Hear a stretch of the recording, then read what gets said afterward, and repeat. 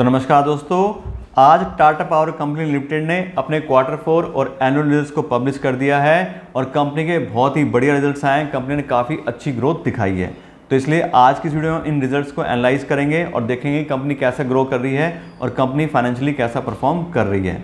तो अगर सबसे पहले बात करें कंपनी के क्वार्टर 4 के रिजल्ट्स के बारे में, तो इस साल का जो कंपनी का रेवेन्यू आया है इस क्वार्टर का जो कंपनी का रेवेन्यू आया है वो है 11,960 करोड़ रुपए, जबकि दिसंबर क्वार्टर में 10,913 करोड़ रुपए था और क्वार्टर ऑन क्वार्टर बेसिस पे रेवेन्यू में कंपनी को 10% की काफ़ी अच्छी ग्रोथ मिली है।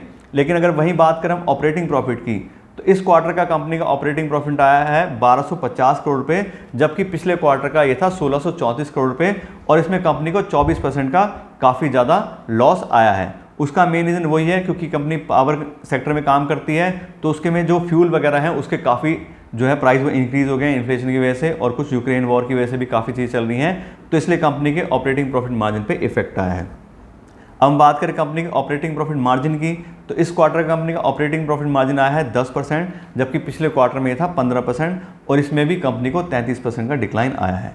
वहीं अगर बात करें कंपनी के प्रॉफिट बिफोर टैक्स की, तो इस क्वार्टर का कंपनी का प्रॉफिट बिफोर टैक्स आ रहा है 71 करोड़ रुपए, जबकि पिछले क्वार्टर का दिसंबर 2021 का था 788 करोड़ रुपए और इसमें तो कंपनी को बहुत ही ज़्यादा डिक्लाइन आया है 91% का।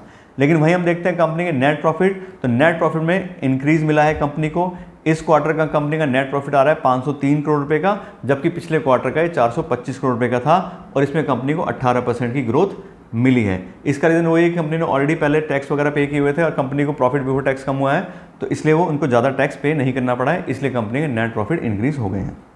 इसके बाद बात करें कंपनी के अर्निंग पर शेयर की, तो कंपनी का जो अर्निंग पर शेयर आ रहा है वो आ रहा है ₹1.57 मार्च क्वार्टर का और ₹1.33 था दिसंबर क्वार्टर का और इसमें भी सेम नेट प्रॉफिट की तरह कंपनी को 18% ग्रोथ मिली है। तो अगर हम ओवरऑल कंपनी के क्वार्टरली रिजल्ट देखते हैं तो कंपनी का रेवेन्यू तो इंक्रीज हुआ है, लेकिन इन्फ्लेशन और क्रूड ऑयल वगैरह के प्राइस और जो फ्यूल होता है उसके प्राइस इंक्रीज होने की वजह से कंपनी के ऑपरेटिंग प्रॉफिट मार्जिन कम हुए हैं।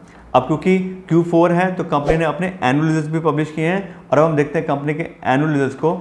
तो इस साल का कंपनी का जो पूरे साल का रेवेन्यू आया है वो आया है 42,816 करोड़ रुपए, जबकि पिछले साल का जो कंपनी का रेवेन्यू था वो था 32,468 करोड़ रुपए और इसमें कंपनी को बहुत ही बढ़िया 32% की ग्रोथ मिली है। उसके साथ साथ कंपनी के ऑपरेटिंग प्रॉफिट में भी ग्रोथ आई है। इस साल जो कंपनी का ऑपरेटिंग प्रॉफिट आया है वो है 6,513 करोड़ रुपए, जबकि पिछले साल में 5,881 करोड़ रुपए था और इसमें भी कंपनी को डबल डिजिट की 11% ग्रोथ मिली है। ग्रोथ इंक्रीज भी हो सकती थी, लेकिन जैसे आपको पता है ऑलरेडी इन्फ्लेशन की वजह से काफ़ी सारे जो क्रूड और सब चीज़ों के प्राइस बढ़ गए हैं, इसलिए कंपनी का ऑपरेटिंग प्रॉफिट मार्जिन उतना नहीं बढ़ा जितना वो बढ़ना चाहिए था, लेकिन फिर भी कंपनी ने 11% ग्रोथ इसमें अच्छी ली है। इसके बाद करें कंपनी के ऑपरेटिंग प्रॉफिट मार्जिन की, तो इस साल का जो कंपनी का ऑपरेटिंग प्रॉफिट मार्जिन है वो है 15% का, जबकि पिछले साल में 18% था। तो वही क्योंकि सारे इन्फ्लेशन की वजह से प्राइसेस पे फ़र्क पड़ा है, तो इसलिए कंपनी का जो ऑपरेटिंग प्रॉफिट मार्जिन है वो कम हो गया है। उसके बाद बात करें कंपनी के प्रॉफिट बिफोर टैक्स की, तो इस साल का कंपनी का प्रॉफिट बिफोर टैक्स आ रहा है 2,535 करोड़ रुपये, जबकि पिछले साल में 1,941 करोड़ रुपये था और इसमें कंपनी को 31% की काफ़ी अच्छी ग्रोथ मिली है। ऐसे हम अगला पैरामीटर देखते हैं नेट प्रॉफिट का, तो इस साल का कंपनी का नेट प्रॉफिट आ रहा है 1,741 करोड़ रुपए, जबकि पिछले साल में 1,127 करोड़ रुपए था और इसमें भी कंपनी को 54% का बहुत ही बढ़िया हाइक मिला है। ऐसे ही बात करें कंपनी की अर्निंग पर शेयर की, तो इस साल कंपनी की अर्निंग पर शेयर भी इंक्रीज हुई है। इस साल कंपनी का जो अर्निंग पर शेयर है वो आ रहा है ₹5.45, जबकि पिछले साल में ₹3.53 था, तो इसमें भी सेम नेट प्रॉफिट तरह कंपनी को 54% का हाइक मिला है।